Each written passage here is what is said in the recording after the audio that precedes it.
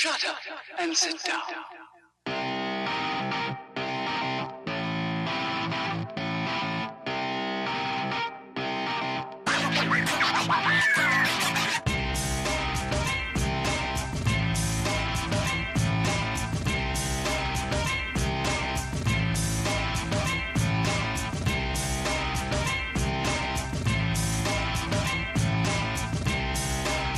Hello and welcome to the second episode of Pints and Politics. Today I've been invited by my fantastic friend Laurent to come and check out his brewery over in Chelsea, Quebec. So the other side of the river today. And so I'm going to ask him if he can give me a bit of a quick rundown of how it really works and how he brews some of the fantastic beers. See, use it twice now. Fantastic beers that he brews here on his property. So why don't you kind of give us a rundown of how did you originally get into this whole brewery thing?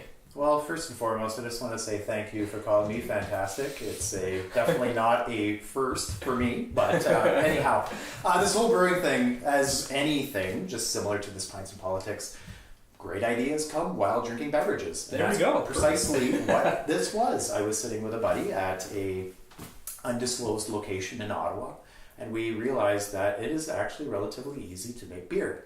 It may not seem as so just by looking at this system behind me. However, that being said, it is a very simple process. It's malt, water, yeast, and then it creates alcohol. Which is what everybody's looking for anyways. Nature, in essence. So just to give you a really quick idea, this system was built by an engineer. I don't know what his name exactly, but he's with a company called BrewFab. Cool. He's based out of Toronto, Ontario. He's made a few systems. One most notably would be the Muskoka Brewing Company began with a system of this size. It was slightly larger and with only 2 pots. Yep. However, you see where they are today. Will they ever get there? I don't know. We'll leave it crossed. Fingers crossed. Would you? Sorry, just as a side note, if it's made in Toronto, is this like a condo sized? Depends on the size of your condo, I would assume. If you're able to allocate such an amount of space for it. But I'm fortunate to be able to house this in my house. That's Obviously, right. My insurance company is unaware of this, and they are not watching YouTube. So it's just to give you an idea and a really quick rundown, post notes version of the brewing process. This is the pot, the mash tun. My apologies. Nailed it. Nailed it completely. The mash tun, this is where you have grains. So you have your malts, you have your wheat, you have your barleys, and you're putting it in there. They have to be milled beforehand, and the shells are cracked open to be able to expose the complex starches that are within the actual grains. They are then put up to a certain temperature. They are kept there for a prolonged period of time, whereby the sugars are created from the extraction of these starches. And following which, this pot here, in essence, all it is called a hot liquor tank.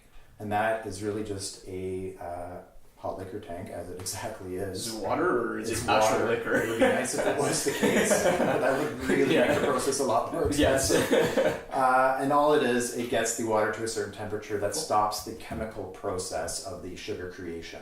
Cool. From there, this water is filtered through the mash tun, then going into the brew pot, and this is where the magic happens.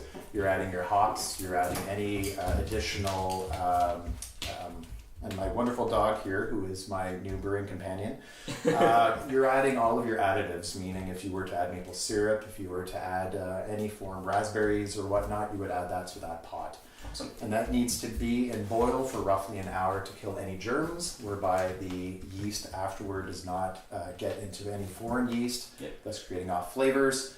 Cool. So from the brew pot, it then goes into the fermenter. Into the fermenter, the yeast is then added, and it's now eating the natural sugars that have been created by the grains, thus sitting in the fermenter for roughly 2 weeks, converting the sugars into alcohol and carbon dioxide, which is the carbonation that you have in beer. Cool. So now you mentioned about how you have your kind of your base products going in here. Are they are the hops and the other stuff that you're using to make the beer, is that local, or whereabouts are you getting that from?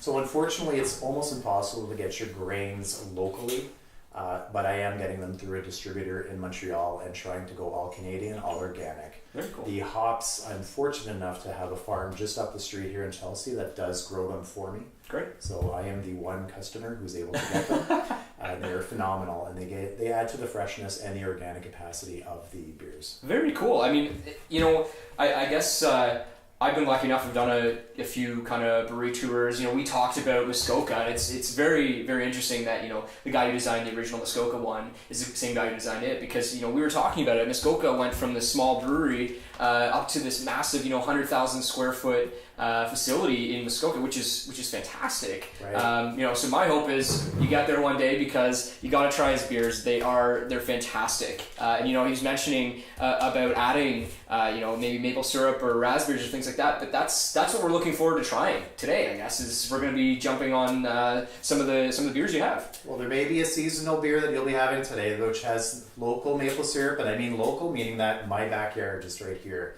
I tapped my maple trees, and we were able to put it into the beer afterward. Awesome, and this is it's a pretty inspiring place to be making beer, to be honest. You got some great exposed Canadian Shield rock right in the backyard there, and surrounded by trees. So I can understand where you get your inspiration from to create some of the really cool beers you have. So thanks again for having us here today, and I'm excited to try them. My absolute pleasure. The door is always wide open. Fantastic, guys. All right, we will talk to you shortly.